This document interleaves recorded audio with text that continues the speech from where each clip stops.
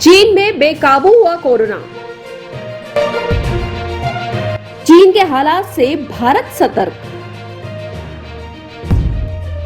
भारत में कोरोना पर राजनीति। आईपीएल नीलामी के इतिहास के सबसे महंगे खिलाड़ी बने सैम करन।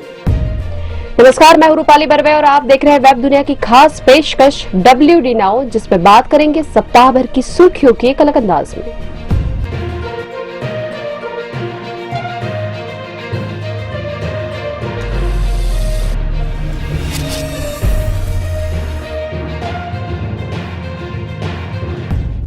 कोरोना वायरस जिस चीन से फैला, अब उसी के देश के लोग त्राही त्राही कर रहे हैं।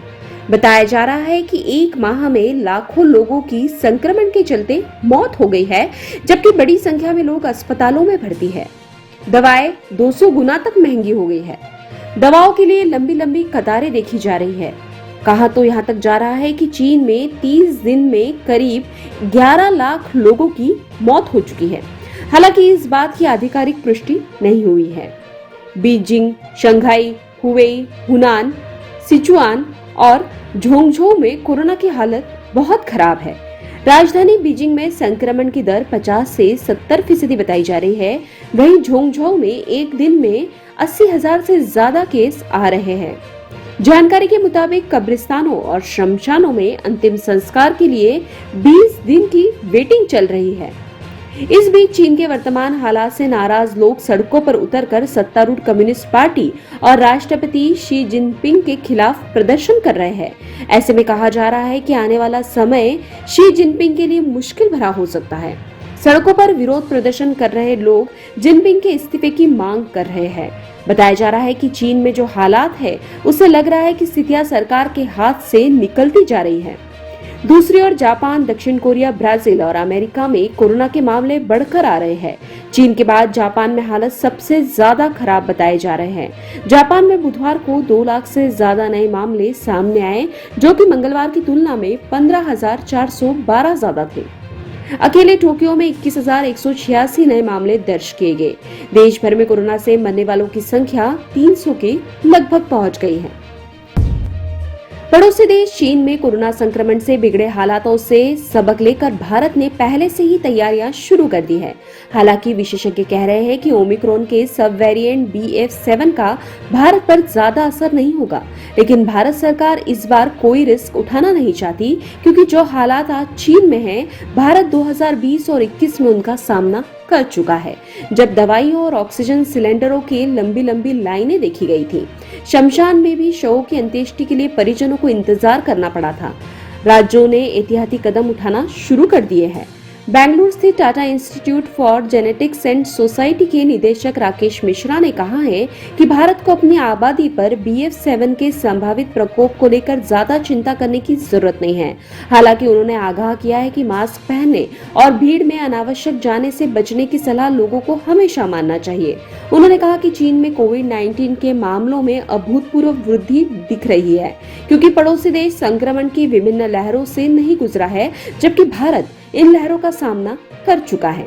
केंद्रीय स्वास्थ्य मंत्री डॉक्टर मनसुख मांडविया ने बैठक में 4T का मंत्र देते हुए कहा कि टेस्ट, ट्रैक, ट्रीट, टीकाकरण और कोविड उपयुक्त व्यवहार का पालन बीमारी के प्रबंधन के लिए एक जांची परखी रणनीति बनी हुई है। उन्होंने ऑक्सीजन संयंत्रों, वेंटिलेटर, रसद और मानव संसाधनों की जांच के लिए 27 दिसंबर को मॉक ड्रिल की भी सलाह दी है। दूसरी ओर हवाई अड्डों पर विदेश से आने वाले यात्रियों की थर्मल स्क्रीनिंग शुरू कर दी गई है। भारत में कोरोना की आहट के बीच देश की प्रमुख पार्टियां भाजपा और कांग्रेस आमने सामने आ गई है। दरअसल केंद्रीय स्वास्थ्य मंत्री मनसुख मांडविया ने हाल ही में राहुल गांधी को लिखे पत्र में अपील की थी कि वे कोरोना प्रोटोकॉल का पालन करें या फिर देश हित में अपनी भारत जोड़ो यात्रा को रोक दें। मांडविया की इस अपील पर कांग्रेस ने सरकार पर सवालों की बौछार कर दी। कांग्रेस नेताओं ने कहा कि भाजपा भारत जोड़ो यात्रा में मिल रहे जन समर्थन को देखते हुए बौखला गई है, इसलिए इस मुद्दे पर राजनीति की जा रही है। राहुल गांधी ने भी सरकार पर निशाना साधते हुए कहा कि भारत के अन्य भागों में भाजपा कई जनसभाएं करना चाहती है, लेकिन जहां से भारत जोड़ो यात्रा गुजर रही है, सिर्फ वही कोविड है। कांग्रेस नेता जयराम रमेश ने पीएम नरेंद्र मोदी पर निशाना साधते हुए कहा कि प्रधानमंत्री मोदी ने टीवी पर दिखाने के लिए मास्क पहना था, जबकि उनकी तुलना में मैंने अधिक समय तक मास्क पहना। हालांकि उन्होंने कहा कि उनकी पार्टी वैज्ञानिक सलाह पर आधारित व समान रूप से लागू किसी भी कोरोना प्रोटोकॉल का पालन करेगी। आईपीएल 2023 नीलामी में इंग्लैंड के खिलाड़ियों का बोलबाला रहा। सबसे ज्यादा रकम इंग्लैंड के ऑलराउंडर सेम करन को मिली। उनको पंजाब किंग्स ने 18 करोड़ 30 लाख रुपए में खरीदा। ऑलराउंडर कैमरून ग्रीन भी आईपीएल में बिकने वाले सबसे महंगे ऑस्ट्रेलियाई खिलाड़ी बने। उनको 17 करोड़ 50 लाख रुपए में मुंबई इंडियंस ने खरीदा। बेन स्टोक को 16 करोड़ 26 लाख में चेन्नई ने अपने नाम किया।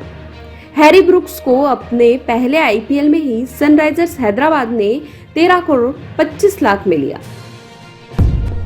अब खबरें संक्षेप में। कोरोना की आहट के बीच केंद्र सरकार ने 1 साल बढ़ाई मुफ्त राशन योजना।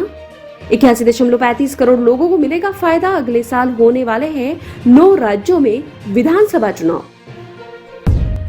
वन रैंक वन पेंशन के प्रावधानों में संशोधन के प्रस्ताव को केंद्र सरकार की मंजूरी। 1 जुलाई 2019 से प्रभावी होगी योजना। सरकारी कोष पर प्रतिवर्ष पड़ेगा 8,450 करोड़ रुपए का भार। वीडियोकॉन लोन मामले में सीबीआई का बड़ा एक्शन। आईसीआईसीआई की पूर्व सीईओ चंदा कोचर और उनके पति दीपक कोचर गिरफ्तार। उत्तरी सिक्किम के जेमा में सेना का ट्रक खाई में गिरा। 3 जेसीओ समेत 16 सैनिक शहीद। राष्ट्रपति, प्रधानमंत्री, रक्षा मंत्री समेत अन्य मंत्रियों और नेताओं ने शोक व्यक्त किया।